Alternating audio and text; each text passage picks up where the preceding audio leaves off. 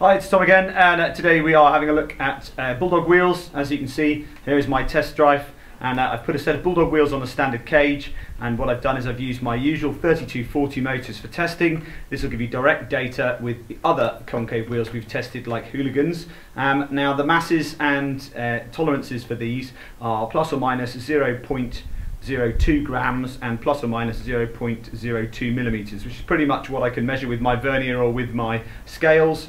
If I get time, I will get some masses for you on the Bulldog wheels, but all of that information is on the UK Nerfwar site. I've got to give a big shout to Kev for having developed these. Now if you are in the UK or the EU, anywhere within the customs union, obviously you now have access to wheels without having to import them from America, and the precision machining on these is as good as the Hooligans and similar wheels offered by other American manufacturers. These have been in development a long time. They're actually the first set of concave wheels that was ever publicly proposed. It just took us a lot longer to make them. And there's a thread on Brit Nerf that goes way back before there were any other concave wheels, even the worker ones, with the initial design for these. That's how long it's taken, I think 2013 possibly.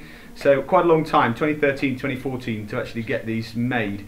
So well done to UK Nerfwar for persisting with them. Now what I've got is I've got my usual Elite darts. There's the packaging, so you can see brand new ones. Now we're running 3240s at 2S for the test. I've put 40 shots through just to bed the wheels in case they build up any foam, just like I did with my other ones. So I'm going to put these over the chrono and we're going to see what kind of results we get.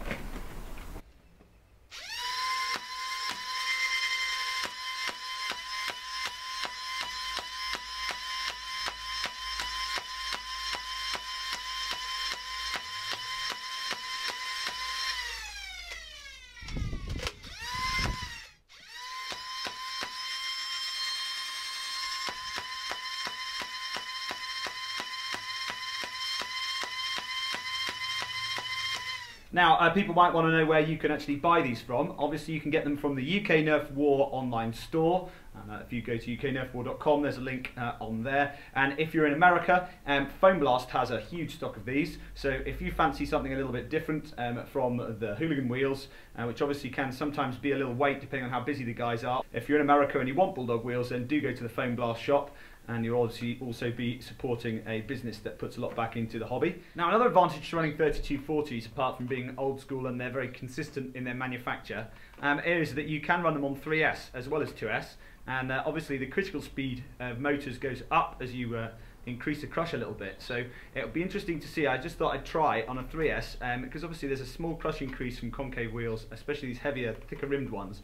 And I just want to see whether putting a 3S LiPo in there is going to make much difference to the performance. Now I'm expecting to probably burn a little more foam with this.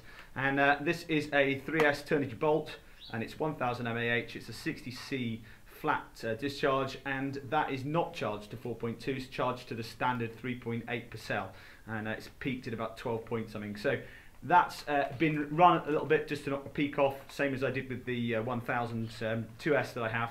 And all I'm going to do is just shoot a 50 dart shoot for this, and I'll put that in the chrono data so you can see. I will put that in the roundup at the end as well.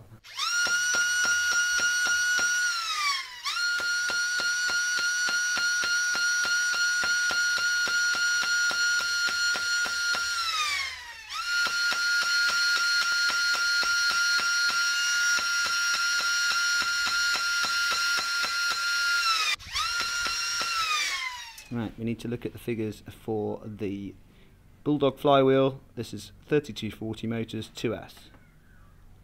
High of 132, low of 119, average 125. Again, remember this is a stock cage with a stock crush. Extreme spread 13, standard deviation of 3. Now we're going to look at the Bulldog flywheels, 3240 motors, and this is 3S LiPo. So that's a high of 131, low of 97, average of 121, extreme spread of 34, standard deviation of 8.